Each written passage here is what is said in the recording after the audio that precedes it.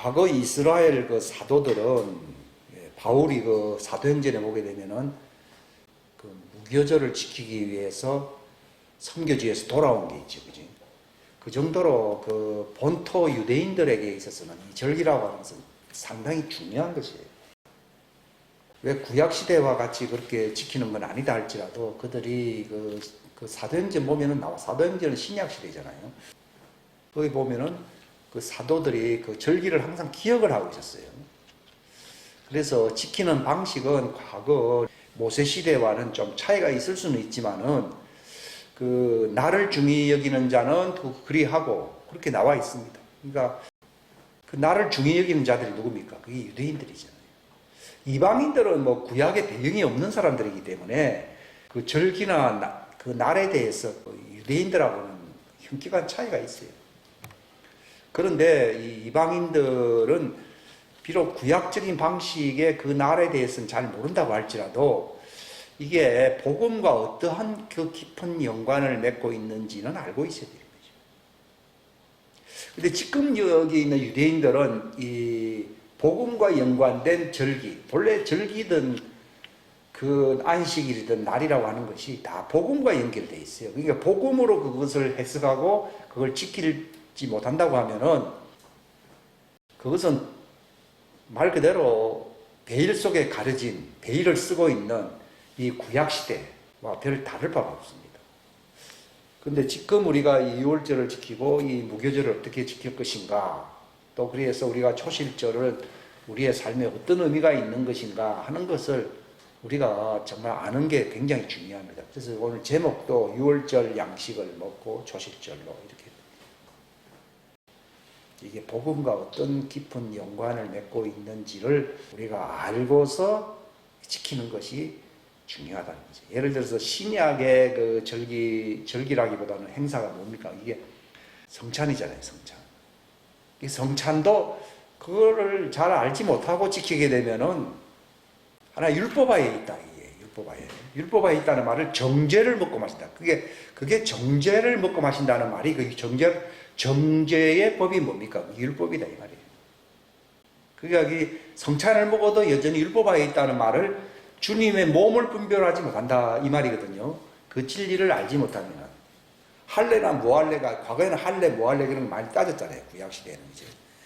근데 이것도 그 구약 시대의 베일이라는 말은 이게 가림막이에요.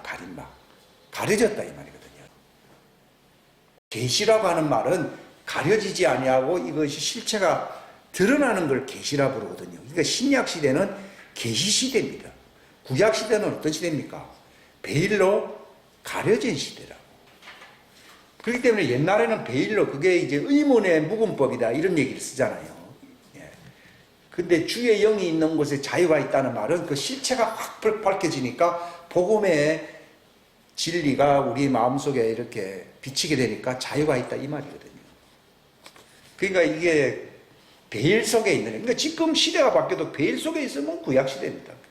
그 시대는, 옛날 시대는 그런 시대이기 때문에 하나님의 호의가 있었습니다. 왜냐하면 예수님이 오시기 전이니까. 근데 지금 시대에 만약에 베일 속에 있으면은 어떻게 됩니까? 성령님은 그 베일을 열어주시려고 오신 분이시거든요. 근데 여전히 완악한 마음과 회개치 아니하는 그 생각 때문에 그게 베일 속에 가려져 있게 되면은 멸망에 가증한 것이 되는 거예요. 그게 음력교회예요, 그게. 그러니까 이 제목을 여러분들이 꼭 기억을 하시기 바랍니다. 유월절 양식을 꼭 먹어야 됩니다. 그럼 양고기를 먹어야 되느냐? 그거는 이제 구약시대의 어떤 예표적인 것이고, 이 유월절 양식을 가리켜서 무교병이라고 하는 거예요. 그래서 그 무교병을 먹는 절기를 특별히 무교절이다. 왜냐하면은 이 무교병을 먹는 것이 대단히 중요하기 때문에 무교절이라고 하는 절기가 있는 거예요. 그러니까 날을 지킨다든지 뭐 옛날 양고기를 뭐 먹는다 그런 말이 아니고, 또는 뭐 무교병을 먹는다 뭐 그런 뜻이 아니고, 유월절 양식이 바로 이 무교절의 양식입니다. 이 무교절은 그 양식을 필히 먹어야 되는 거예요. 이거를 얼마나 중요한가 하면 다른 날은 하루입니다. 6월절도 하룻밤이잖아. 하룻밤 그날 저녁부터 지키는 것이 6월절이고, 근데 무교절은 일주일이에요. 일주일. 6월절은 예수님의 죽으심을 기념하는 날이잖아요. 그러니까 6월절은 예수님의 죽음이에요. 근데 이제 무교절은 예수님의 말씀을 먹는 거예요. 왜 7일인가 하면은 내가 죽을 때까지 완전이거든요. 죽을 때까지 끝까지 하나님의 말씀, 이 예수님의 말씀을 먹어서 영생해야 되는 겁니다. 그 먹는 사람은 어떻게 됩니까? 사흘이 되지 못해서 사흘 만에 초실절이 있잖아요. 예수님이 십자가에 달리시고 죽은 날이 6월절이잖아요. 그리고 이제 그 시체가 이제 묻힌 달, 그 날이 이제 무교절이죠.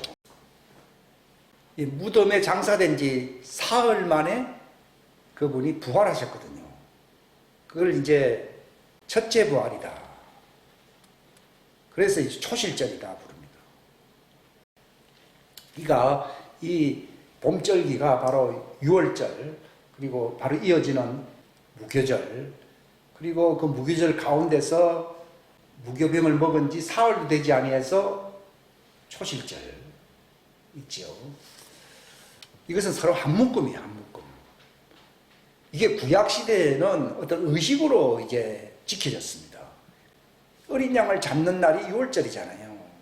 근데 신약시대는 예수님이 십자가상에서 세상죄를 짊어진 그 어린 양, 죄의 저주를 끊어버리시기 위하여 바로 우리를 위하여 죄가 되신 날, 그걸 믿는 거예요. 바울도 우리가 전하는 복음은 십자가에 달리신 예수님을 전파하는데, 이것이 유대인들에게는 어리석게 보인다는 거죠. 그러나 믿는 우리에게는 하나님의 지혜요 능력이다, 이렇게 되어 있습니다. 그게 벌써 6월절과 무교절을 얘기를 하는 것입니다. 그 무교절이 왜 지혜입니까? 그 예수님의 십자가에 달리신 그 담겨져 있는 그분의 메시지, 그 말씀을 우리가 먹게 되면, 무교병을 먹게 되면 사흘 만에 부활한다는 얘기예요. 예수님이 말씀하셨거든요. 내 살을 먹고 내 피를 마신다는 거죠. 근데 그분의 살만 먹으면은 되는 게 아니고, 이미 아담으로부터 내려오는 육신 안에서 이제 자자손손 이 조상으로부터 내려오는 이 저주, 악, 죄가 있잖아요. 이것을 완전히 씻어주는, 죄를 사해주는 그 언약의 피가 바로 예수님의 피거든요. 그걸 이제 포도송이라고 그렇게 얘기를 합니다. 포도송. 예수님은 원래 생명나무라고 할 때는 말씀이시고, 죄와 상관없을 때는 생명나무라고 말씀하셨거든요. 하나님은 말씀이시다 할 때는 죄와 상관이 없습니다. 근데 그분이 나는 포도나무다 이렇게 말씀하신 것은 생명나무이신 그분이 우리를 대신하여 뭐가 되셨다는 거예요? 죄가 되셨다. 광야에서 모세가 바로 뱀을 든 것처럼 이 말입니다. 그걸 믿어야 되는 게 복음이에요. 근데 사람들은 예수님이 착하게 사셨고, 예수님이 기적을 행하셨고, 예수님이 참 놀라운 아주 의미심장한 말씀을 하셨고, 그래서 내가 믿는다. 그러면은 말씀이 부족해요, 부족하네요. 그 말이 다 들렸다고는 얘기는 못하지만은 부족하죠. 굉장히 부족하죠. 그러니까 그분은 생명나무이신 분이신데 포도나무라고 그러거든요. 포도나무는 붉은 피, 그 붉은 피, 죄를 담당하게 붉은 피가 오신 분이시거든요. 그러니까 죄가 되신 거예요. 그러니까 생명나무 양식도 먹어야 되지만은 포도나무 열매, 포도도 먹어야 돼요, 안 먹어야 돼요? 그래서 살과 피를 먹는다, 그 말입니다. 생명나무 양식도 먹고, 또 뭐예요? 죄를 해결하기 위해서는 저주가 되신 모세가 광야에서 뱀을 들었다 했잖아요. 그 언약의 피는 죄를 사해주는 언약의 피라고 되어 있거든요. 그게 포도나무요. 생명나무라는 것은 그 죄와 상관없는 말씀. 태초에 말씀이 계시니라. 그게 에덴 동산에는 죄가 없었잖아요. 거기에는 포도나무가 있습니까? 생명나무가 있습니까? 생명나무가 있습니다. 근데 예수님이 마리아의 몸에서 태어나실 때는 무슨 나무가 되신 거예요? 포도나무가 되신 거예요. 예수님 자신이 나는 포도나무라고 된 거예요. 그 말은 피, 죄를 담당하는 붉은 피래. 죄를 사해주는, 저주가 되셔서 죄를 사해주는 피라는 거죠. 그래서 두 가지인 거예요. 생명나무의 양식은 죄와 상관없는 무교병의 말씀이에요. 그러니까 내 살을 먹는다. 살은 말씀이죠. 말씀이 육신이 되었다고 되어 있잖아요. 그건 생명나무 양식을 얘기하는 것이에요. 근데 두 번째 잔을 세우시사, 이 잔은 많은 사람들의 죄를 사해주는 언약의 피라고 되어 있잖아요. 이게 포도나무예요. 그러니까 여러 개 거창한 거예요. 생명나무에 대한 것을 알게 되는 것이고, 그 다음에 잔을 마실 때는 그분이 말씀이 육신이 되어져서 우리의 죄가 됐어요, 안 됐어요? 죄가 되신 포도나무 그분이다. 이거는 완전 생명나무와 포도나무를 여러분들이 먹는 거예요. 이렇게 알고 잡수셔야 돼요. 어마어마한 거예요. 이걸 갖다가 아주 굉장히 축약을 시켜놓은 거죠. 그죠? 그러니까 이걸 마시면 어떻게 되느냐? 죄가 죽어버리는 거예요. 죄가 죽고 내 속에 부활 생명이 역사하는 거예요. 죄가 사해지지 아니하면 암세포가 되거든요. 죄가 사해지면서 예수님의 말씀 무교병을 먹으니까 내가 부활 양식이 되어서 우리도 예수님처럼 첫째 부활에 참여하네요. 참여. 그걸 알면서 성찬식에 참여합니다. 그렇게 정말 믿어지는 것만큼 믿어지고 그걸 내가 알면 혼의 양식이 되거든요. 혼의 양식이 되면서 이게 육의 양식으로 들어가야 되는 건데, 혼의 양식은 안 되고 육의 양식으로 먹잖아요. 그러면은 율법화에 있다고 해서 정죄를 먹고 마신다고 되어 있거든요. 율법화에 있게 된다 이 말입니다. 그런데 이것을 정말 깊이 깨닫고 참여하라 이리 나왔잖아요. 그 바울 선생이 그렇게 말을 해서 안 했어요. 그분의 몸을 제대로 분별하는 거죠. 아, 그분의 살은 바로 생명나무가 육신이 된 것이고, 아, 그분의 피는 바로 우리의 죄가 되시기 위하여 포도나무가 되셨구나. 이것을 알므로써 그분의 몸을 분별했잖아요. 알고 먹게 되면 내가 혼의 양식이 돼야 안 돼요? 깨닫게 되면 혼의 양식이 아니에요. understanding, 깨달음이 무엇의 양식이라고요? 혼의 양식이 되니까 믿음이 생겨서 안 생겼어요? 생긴 거죠. 믿음은 혼이 갖는 것이지 육체가 갖는 게 아니잖아요.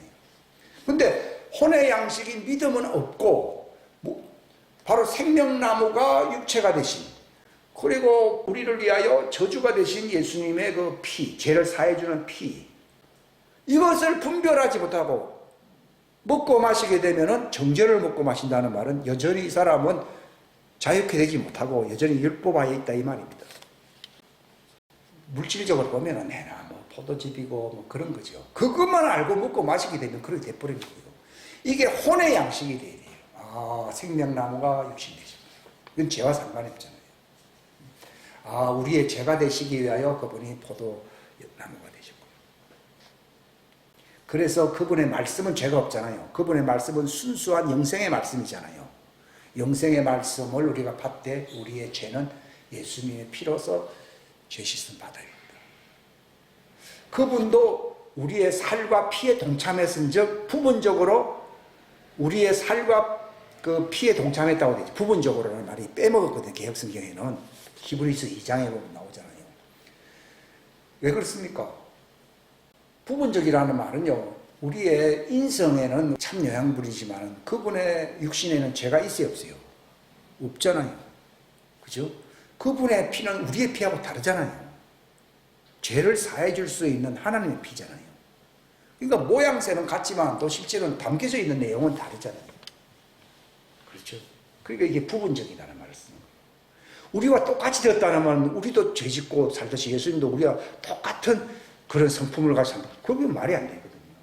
부분적으로 동참했다고 부분적이라는 말을 빼먹었습니다. 이것은 하나님의 말씀을 아주 격화시켜버린 겁니다. 제가 이 말씀을 정확하게 표현된 것을 지켜야 된다고 하는 것이 그래서 이제 킹제임스 성경을 강조하는 이유 중에 하나입니다. 근데 우리의 소망은요, 예수님처럼 첫째 부활, 이게 초실절, 첫째, 말 그대로 초라는 말이 첫째라는 뜻이거든요. 첫 번째 부활을 얘기하는 거지. 초실절이라는 말은요. 참여하기 위해서는 바로 6월절 어린 양, 그분이 두 가지를 흘려버렸어요. 그분이 이미 돌아가셔버렸거든요. 내 영을 받으시옵소서 하면서 돌아가셨거든요. 근데 강도들은 안 죽었기 때문에 다리를 꺾어버렸다고. 근데 예수님은 이미 죽은 걸 아니까, 그런데 확인하기 위해서, 확인 사살이라는 말이 있듯이, 이것도 하나님의 섭리예요. 창끝으로 예수님 옆구리를 푹 찔른 거예요. 그 속에서 물과 피가 나오더라. 이 물은 하나님의 말씀 얘기하는 것이고, 피는 언약의 피를 얘기하는 거죠. 그 쏟아질 때 그 속에 있는 그 하나님의 아들의 씨가 같이 쏟아지 안 쏟아지요?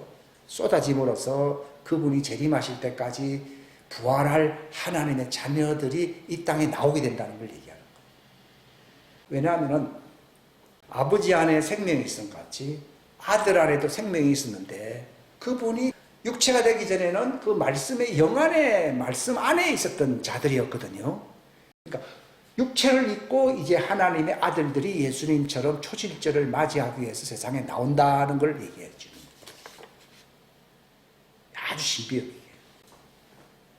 그러니까 이런 것도 성찬을 알면서 그걸 먹고 마시게 되면요, 굉장히 효력이 있습니다. 이게 성찬의 껍데기는 뭐 다른 게 없는데, 이 혼의 양식으로서 이게 내 혼의 영향력이 다릅니다. 그러면 내 초실절에 부활체가 되는데 효력이 달라집니다. 성찬의 효력은요, 그 조그만 거 먹는다고 해서 뭐 영양가가 얼마나 되겠어요? 그거는 육신적으로는 별로 의미가 없어요. 근데 이것을 성경 창세기로부터 해서 요한계시록까지 흐르고 있는 예수님의 어린 양의 물과 피, 이것은 바로 땅에 떨어졌거든요. 이 말은 우리도 육신을 입고 예수님처럼 말씀을 먹고 이제 예수님의 피의 음료를 받아 마심으로써 예수님의 부활 초실절의 영광에 참여케 하려고 그분이 이 물과 피를 아담의 땅이잖아요. 물과 피가 흘러 땅에 떨어졌잖아요. 흙에. 그러니까 아담의 육체 안에 올 것이라는 걸 보여준 거예요. 이것은 비유가 아니고 실체입니다. 그렇게 되면서 구약시대 때는 하나님의 아들들이 안 나타났잖아요. 성령을 받은 자가 없으니까.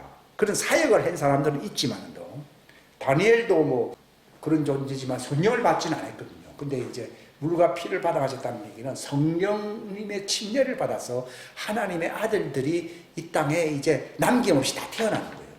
이제는 다 쏟아부었다는 말은요, 그전에는 예수님 안에 다 있었는데 이제는 육체가 되지 아니한 하나님의 아들들이 없다는 걸 얘기하는 겁니다. 예수님 재림할 때까지는 전부 다 나타난다는 걸 얘기합니다. 왜냐하면 그분이 육체로 오시기 전에도 우리가 그분 안에, 그리스도 안에서 예정되어 있었지만은, 육체 안에 왔을 때도 그 씨의 영은, 생명의 씨는 예수님 안에 있었어, 안 있었어요? 있었고요. 그것을 십자가를 통해서 흘러서 안 흘렀어요. 그러니까 오순절날 그 생명의 씨가 들어갔어요, 안 들어갔어요? 들어간 거예요.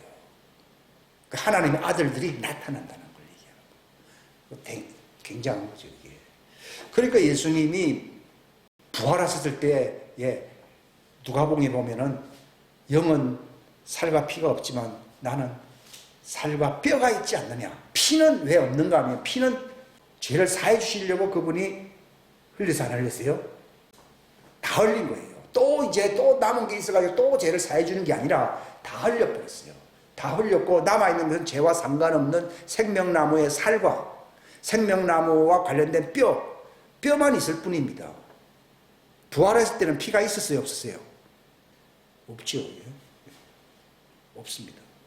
그래서 그분이 부활하고 난 뒤에 그 새 예루살렘성 하나님 왕국으로 들어가시면은 거기에는 생명나무만 있잖아요. 율법을 어떤 면에서 보면 율법을 생명나무로 완성시켜 버렸기 때문에 그 선악을 알게 하는 나무도 있어요, 없어요? 없어져 버렸죠, 그죠? 예수님이 오시기 전에는 율법에 선악을 알게 하는 나무가 있어야 됐어요. 있지요. 그러니까 나무에 달린 자마다 저주받은 자라. 이는 율법의 저주에서 우리를 속량하려 하십니다. 이로써 우리가 성령님의 약속으로서 아브라함의 복을 받게 하려 합니다. 이게 이제 우리가 생명나무에 붙어야 붙어요. 선악을 알게 하는 율법의 나무에 아래에 있었던 자들이 어디에 붙는다는 거예요?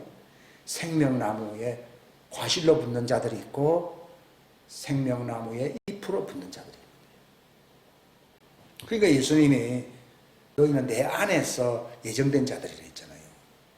근데 그걸 다 쏟았거든요. 이제는 육체 안에서 나의 이제 첫째 부활에 참여할 하나님의 아들들이 나타날 것이다. 그러나 그 날이 언제 완성되는가 하면은 예수님의 공중 혼인잔치 때 완성되거든요. 그때까지는 그분이 그들의 혼을 이제 죄사함을 받아야 되고 깨끗하게 돼야 할 그들을 도맡고 있어야 되거든요. 그러니까 지체드린 그 살과 뼈들을 예수님이 몸에 지내서 안 지냈어요. 지니고요. 그분은 영이신 분이 지금 살과 뼈를 부활할 때까지 갖고 있어야 할 필요가 없거든요. 근데 못자국도 있고 창자국도 있는 그런 몸과 내 살과 뼈를 만져보라고 그랬거든요. 그럼 부활에도 살과 뼈가 있고 상처가 있다. 저도 옛날에 그것 때문에 생각을 많이 했지. 그게 이제 알게 된 거죠. 근데 그분은 그러실 필요가 없어요. 만약에 하늘의 미랄로서 끝나버리면은 아무 의미가 없는데 그 안에 있었던 많은 하나님의 자녀들을 자기와 같은 모습으로 부활, 영광에 들어가게 해야 돼, 아니에요? 들어가게 하시려고 그 고난의 주가 그 모습으로서 부활 때도 그 고난의 모습이 나타났어, 안 나타났어요? 그 히브리서에 있지 않았어요? 많은 아들들을 이끌어 영광에 들어가게 하시려고 그 선두주자이신 예수님을 고난을 통해서 완전하게 이제 하시는 것이 마땅하다 그러길래, 아니 뭐 마땅하다 뭐 이런 말이 이해가 안 갔어요. 근데 그분이 바로 고난을 받으신 그분이 그들이 완성되기 전까지는 그 고난의 흔적을 그분이 몸이 가져서 안 가졌어요? 그런 뜻입니다. 근데 그게 언제 없어져요? 신부들이, 그러니까 우리가 부활할 때는 우리가 이 땅에서 고생 많이 한 뭐 상처를 많이 받고 있잖아요. 이런 상처 자국을 가지고서 예수님처럼 부활합니까? 그런 것은 완전히 없는 새로운 영광스러운 몸으로 부활합니까? 그러니까 우리는 영광스러운 몸으로 부활했지만 예수님은 고난의 흔적을 가지시고 부활한 이유가 많은 아들들을 이끌어 그 영광하게 들어가게 하시려고. 그러니까 예수님이 내 창자국을 만져보고 내 뼈를 만져보라 한 이유가, 예수님 혼자 홀로 완성될 분은 우리가 상관이 있어요, 없어요? 없죠. 그분이 자기의 몸과 연결되기 위해서는 첫째 부활에 이를 때까지는, 나팔절을 맞이하기 전까지는 그분의 흔적을 갖고 있지 안 갖고 있어요? 갖고 있고, 요한계시록에 보게 되면은 우리도 그 예수님의 부활의 영광, 상속의 영광에 들어가기 위해서 그 인을 떼어주실 분이 누구니 했더니 만왕의 왕으로 나타났습니까? 어린 양으로 오셨습니까? 어린 양이란 말은 고난의 흔적이 있어야 했어요. 그걸 얘기해요. 고난의 흔적을 가지죠. 그래서 찬송가 25장을 좋아하네요. 고난의 신비 알고자. 왜 예수님의 몸에 그 고난의 흔적이 있냐? 이걸 제가 아는 거예요. 이걸 제가 20대 후반에 이제 서부교회 갔을 때 그 메시지를 그 목사님이 말씀하시는데 해답을 얻은 건 아닌데 그게 내가 막 굉장히 퀴즈 마크를 얻었는데 그건 40년 가까이 걸렸다는 거죠. 고난의 흔적을. 그러니까 예수님이 내가 아직 고난의 흔적을 가지고 있단다. 내 장자국을 만져보고 내 손바닥에 만져봐라. 영은 살과 뼈가 없다. 그 말은 우리가 부활하면 영체가 되면 살과 뼈 그런 걸 보일 필요가 있어요, 없어요? 없잖아요. 없지만 그러나 나는 어떻게 보면 미완성 부활체로서 나타나 있다. 이 얘기예요. 물론 부활 자체로는 완성된 것이지만은 자기의 지체로서 그들을 이끌어야 할 사명이 남아있어 안 남아있어요. 그러니까 그분이 하늘로 중보를 해야 하네요. 다 끝났으면 중보를 할 필요가 없지요. 왜 중보합니까? 바로 우리를 예수님의 부활체로, 영광스러운 영의 부활체로 이끌기 위해서는 고난의 흔적 가지신 그분이 중보를 하셔야 되는 거예요. 이것까지 우리가 알고 있어야 돼요. 이게 고난의 신비를 안 거예요. 그게 히브리서 2장을 여러분 읽어보십시오. 많은 아들들을 이끌어 영광에 들어가, 아직 영광에 안 들어가 있잖아요. 들어가게 하는데 그분이 혼자 영광스러운 영의 부활로서 딱 있고 죄지은 자는 지옥 가야지 이래버리면 다 끝나는 겁니다. 구원받을 사람은 거의 없습니다. 근데 그분이 고난의 흔적을 가지신 것은 많은 아들들을 이끌어 영광에 들어가게 하시려고. 그 고난의 줄을, 그 과정을 통하여 우리를 완전하게 하심이 합당하도다. 이게 뭘 지키는 거예요? 유월절을 지키는 거예요. 이 유월절 양식을 먹게 되면은 내가 이제 초실절로 갈 수 있는 길로 들어가는 거예요, 이게. 우리가 그 찬송가 있죠. 만세반사, 그분이 살짝 고난의 흔적을 가지고 열려지 안 열렸어요. 그래서 우리가 지성소로 들어가는 거예요. 내가 뭐 잘났어. 아니, 지금도 우리는 여전히 실수가 많아요, 안 많아요? 많은데 그분이 바로 그 부분을 완성시키려고 그분이 고난의 흔적을 갖고 있어, 안 갖고 있어요? 그래서 살과 뼈를 갖고 있어, 안 갖고 있어요? 갖고 있는 거예요. 이걸 알게 되니까 이게 고난의 양식, 유월절 양식을 내가 먹는 거예요, 이게. 그 유월절 양식 먹으니까 어떻게 됩니까? 나는 그분 안으로, 지성소 안으로 들어가야 안 들어가요? 들어갔다. 들어가며 나오며. 아직 우리가 완성 안 되기 때문에 들어갔지만 육체 인생으로 또 살아야 돼, 안 살아야 돼요? 또 살아야 돼요. 살면서 또 약점이 많잖아요. 그럼 또 유월절 양식을 먹고, 무교절 양식을 먹고 또 들어가고, 나오고 하면서 우리가 완전하게 돼야 안 돼요? 된다. 그럼 우리가 영의 부활로 딱 이렇게 되면 그분의 몸도 바뀌어, 안 바뀌어요? 그게 바로 어린 양에서 뭘로 바뀌는 거예요? 만왕의 왕으로 바뀌는 거예요. 이거 엄청난 지식 아닙니까, 이거? 그러니까 옛날 2000년 전에 십자가 공로만 나는 생각했다가요. 그거는 이미 기초를 깔아놓은 것이고, 우리를 끝까지 완성시켜 주려면 그분이 그 고난의 흔적을 가지시고 그 문을 열어놔서 안 열어놨어요. 그걸 통해서 넌 내 안으로 들어오라는 거예요. 그분의 고난의 흔적 없으면 불안자는 우리가 그분 안에 거할 수 있어요, 없어요? 없습니다. 그러니까 내 살을 먹고 내 피를 마시라는 말이 단순히 그분 십자가에 돌아가셨다는 게 아니라 바로 너희를 위하여 나의 성찬을 주겠다는 겁니다. 그분의 몸 안에 있는 그 성찬의 양식을 주겠다는 겁니다. 어마어마한 지식이죠. 바로 그분이 중보한다는 말, 중보라는 말은 그 다리라는 뜻이거든요, 다리. 다리를 왜 넣습니까? 안 건너갈 바에는 다리가 필요 없어요. 건너가라고 다리가 아니에요. 중보라고 하는 다리라는 뜻이거든요. 그분이 내 몸을 만져보라, 내 뼈를 만져보라. 이게 바로 중보자 노릇을 하러 내가 가겠다는 거예요. 그러니까 지금도 중보하죠. 그때는 어린 양으로 죽으려고 오신 분이시고, 어떻게 보면 중보사에게 더 중요하다고 볼 수 있어요. 애를 태어나게 한 것보다도 키우는 것이 더 큰 일입니다, 실상은요. 예수님 십자가 돌아가셨는데, 이제 내가 은혜 받았습니다. 한 사람 많습니다. 그러나 이 예수님의 살과 피, 그분의 몸에 이 구멍이 있잖아요, 구멍. 이걸 통해서 들어가는 거예요, 이게. 그 담대하게 들어가요. 천사들이 네 모자라도 들어가. 야, 니는 상관없고 니 살과 뼈가 없잖아. 바로 예수님이 열어놓았는데 이 잔소리 말라고. 그래서 담대하게 지성소로 들어가야 안 들어가요? 그게 이게 놀라운 지식이죠.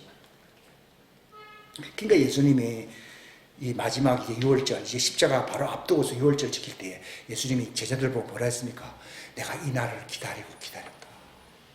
내가 바로 어린 양으로서 죽고 바로 내 살을 주고 내 피를 받아 마시게 함으로써 이제 너희를 나와 같은 부활체로 영생으로 이끌 것이다 하는 예수님의 이 감격스러운 이 복음의 핵심이고, 지금 한 얘기가 복음의 어떤 중요한 부분이 아니라 중요한 핵심을 얘기하고 있는 거예요. 이게 우리가 자라나는 게 안 된다 그러면 아직 핵심을 못 잡은 거예요. 사자로 태어났지만 자라나지 못해가지고 늑대의 밥이 된 어린 사자들이 얼마나 많습니까? 그런데 이걸 이지를 알게 나오면요, 너희는 내 안에 거해한 거예요. 들어가는 거예요, 이게. 내가 연다 그러면 내 안은 못 열어요. 근데 그분이 열어놨잖아요. 내 살과 뼈를, 이 구멍된 걸, 구멍을 만져보라 그러잖아요. 이게 히브리서 2장에 연결된 거죠. 많은 아들들을 이끌어 영광의 부활 들어가게 하려고. 그 고난받은 주를 그런 방식으로 우리를 이끄시고 그렇게 함으로써 우리를 완전케 하심이 다리를 놓는 것이 합당하네요. 그래야만이 우리가 완전해지는 것이지. 야, 난 죽어서 이제는 너희들이 책임져 이라고 하늘로 혼자 영광스러운 부활로 가버리면 우리는 어린 사자처럼 다 죽어야 안 죽어요? 다 죽어버려요. 그러니까 우리가 이 성찬식을 행하는 목적이 옛날 2000년 전을 기억한다기보다도 내가 그분이 열어놓으신 만세반석, 그 열어놓으신 문으로 들어가야 안 들어가요? 들어가는 거예요. 그 내 살을 먹고 내 피를 마시면 그는 내 안에 거하고 나도 그 안에 거하고. 이게 아니, 열리니까 자유롭게 돼야 안 돼요? 되는 거예요. 그 히브리스는 우리의 중보자가 되시는 예수님을 알려주는 장이 히브리스예요. 그 히브리서 8장 9장인데 이걸 보죠. 우리의 중보자. 지금도 우리의 중보자가 우리에게 계시다는 것이다. 그러면서 그분이 우리를 위하여 중보하시고 죄와 상관없이 우리를 만나 주시려고 이끄신다고 나오잖아요. 그 소망이 들어왔다고 되어 있잖아요. 그 소망은 만세반세 그분 안으로 들어가는 것이 소망이라고 나오잖아요. 이 소망을 힘입어 그분 안으로 들어가자 그러잖아요. 이제는 2000년 전을 기억하는 게 아니라 바로 하늘 우편 보좌에 계신 그분 안으로 들어가야 안 들어가요? 내 혼이 들어가야 안 들어가요? 육이 들어가는 게 아니라 혼이 들어간다 이 말이에요. 성찬은 혼이 들어가게 하는 양식이지 육체로서 먹고 마신다 그러면 이건 집에 가서 이걸 모르는 고린도 교인들이 집에 가서 야 교회에서 먹은 거 요만큼밖에 안 먹었단 말이야. 집에 가서 많이 마시셔가지고 포도주 꽉 마셔가지고 이러니까 취하는 자들이 많다 그랬잖아요. 육의 양식이 아니다 이 말이에요. 무슨 양식이라고요? 혼의 양식이에요. 그래서 히브리서 그 5장에 보게 되면은 그 개혁성경에는 빠져버렸죠. 우리의 혼이 지성소 들어간다는 혼이라는 말이 들어가고 안 들어가고 굉장히 중요하죠. 우리의 혼이 들어간다고. 이게 성찬 제대로 한 사람은 혼이 천국 가는 거예요. 그래야지 내가 부활체로서 완성돼요, 완성 안 돼요? 완성돼요. 혼이 완전해지지 않는데 내 부활체가 완전하게 됩니까? 안 되죠. 육체의 양식은요, 아무 효과가 없습니다.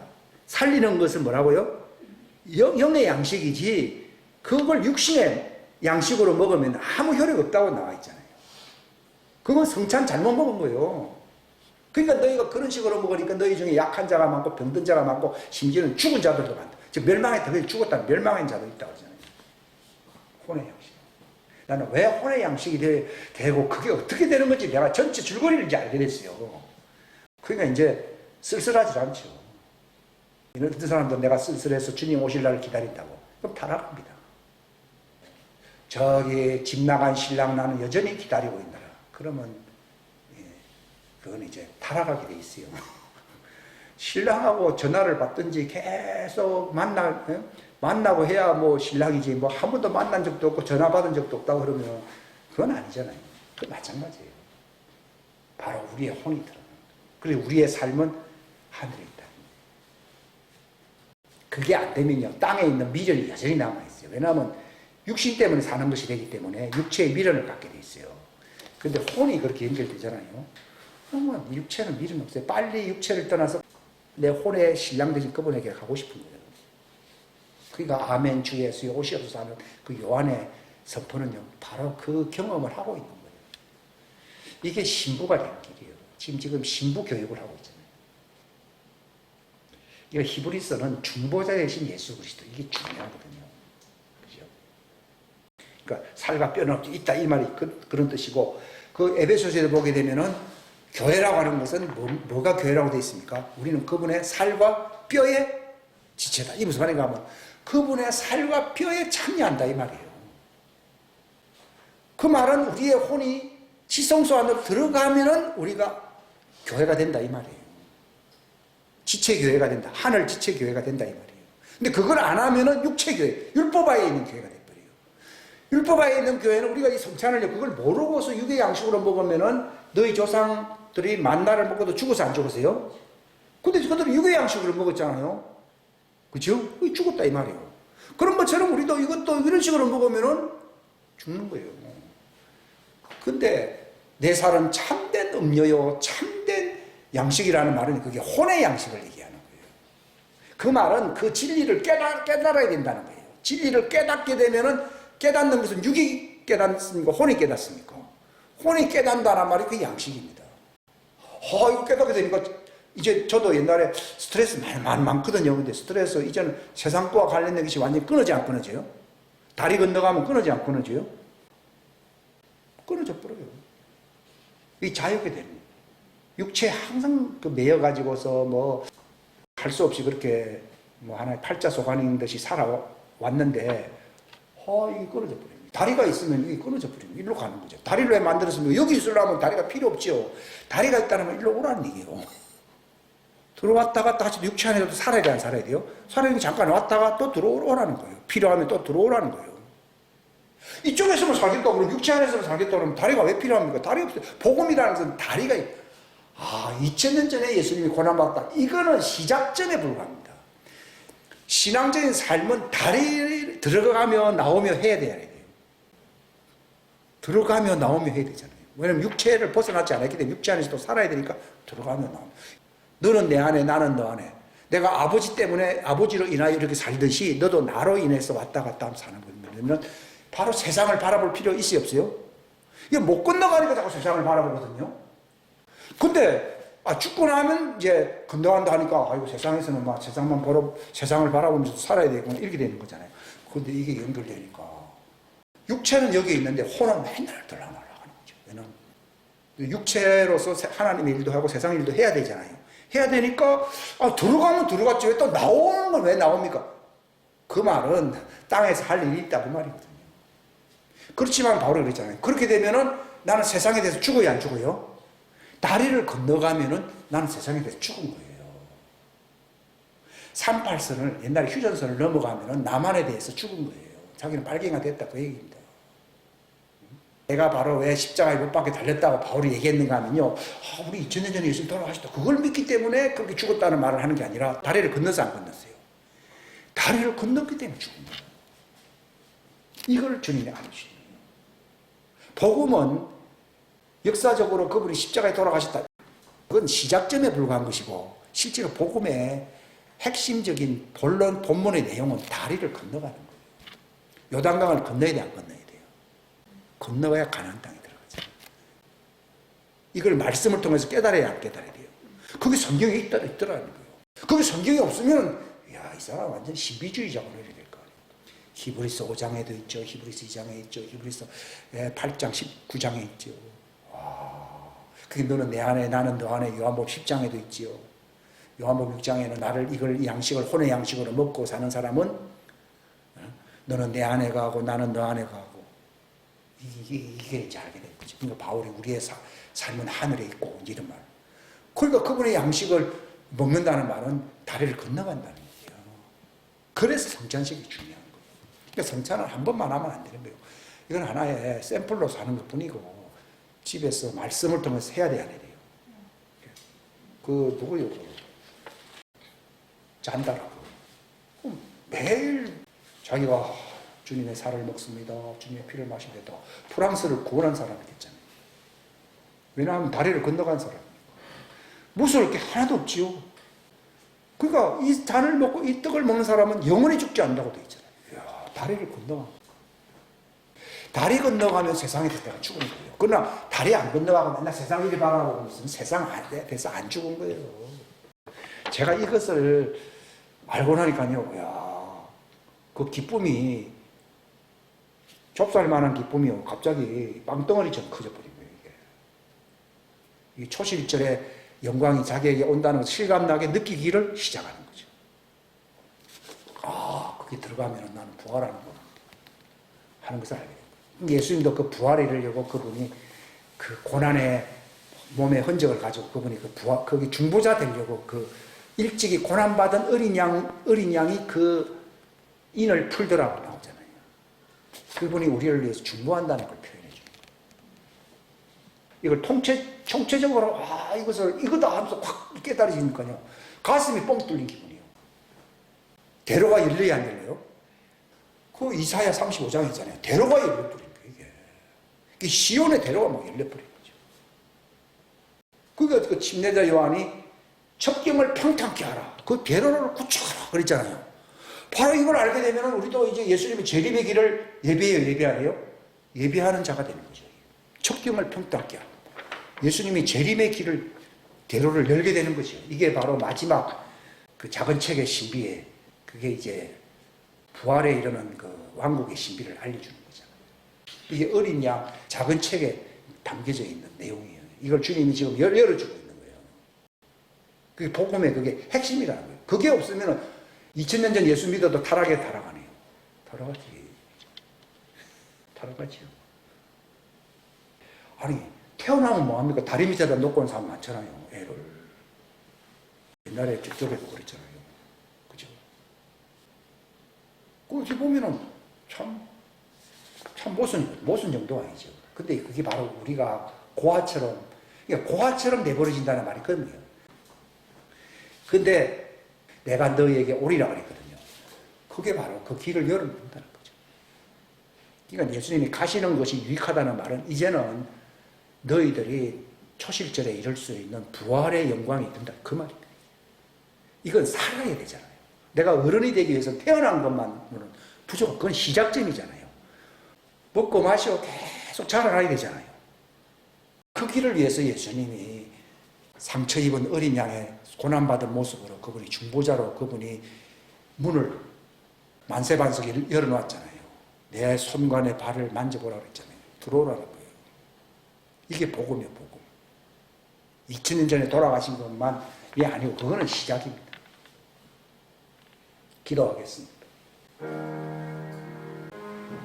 이게 예수님이 마지막 6월절, 돌아가시기 전 6월절입니다.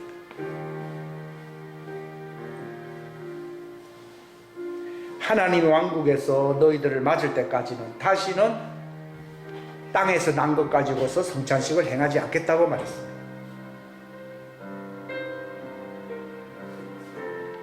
레위기 23장도 그런 말씀을 하고 있습니다. 이거 다 설명하려면 시간이 많이 가죠. 감사. 출애굽기 말씀을, 이 본문 말씀을 이해하는데도 시간이 많이 걸립니다. 레위기 23장 말씀도 마찬가지입니다. 여호수아서도 여러분이 묵상하시기 바랍니다. 누가복음 22장 15절 이후의 말씀도 묵상하시기 바랍니다. 요한복음 2장 6절 9절 말씀도 묵상하시기 바랍니다. 요한복음 6장 그 말씀을 여러분들이 깊이 묵상하시기 바랍니다. 로마인서 11장의 말씀도 묵상하시기 바랍니다. 고린도전서 5장 말씀 11장 말씀도 묵상하시기 바랍니다. 계시록 5장 말씀도 묵상하시기 바랍니다. 하나님 아버지 감사합니다.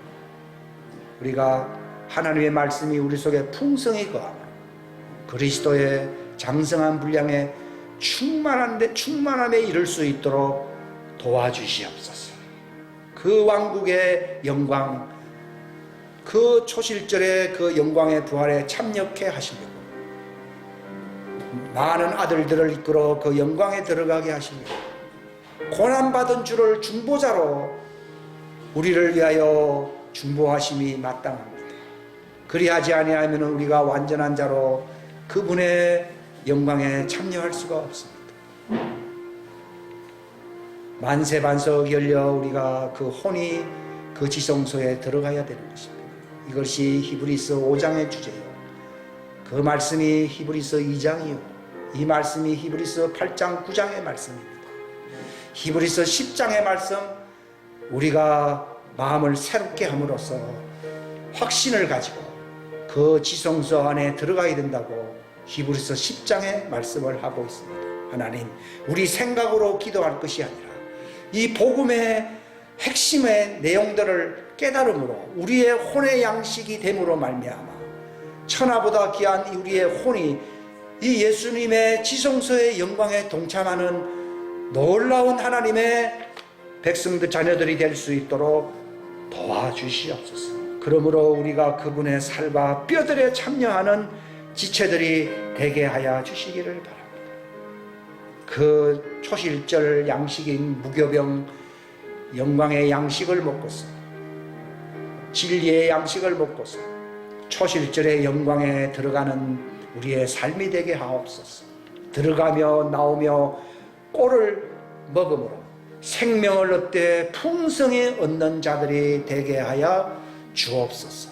이 놀라운 진리의 말씀이 골로새서 3장 말씀과 같이 우리 속에 풍성히 거하므로 그리스도와 풍성한 교제를 나눌 수 있는 말씀의 자녀들, 믿음의 자녀들 되게 하여 주시옵소서. 감사하고 예수님의 이름 받들어 간절히 기도하옵나이다. 아멘.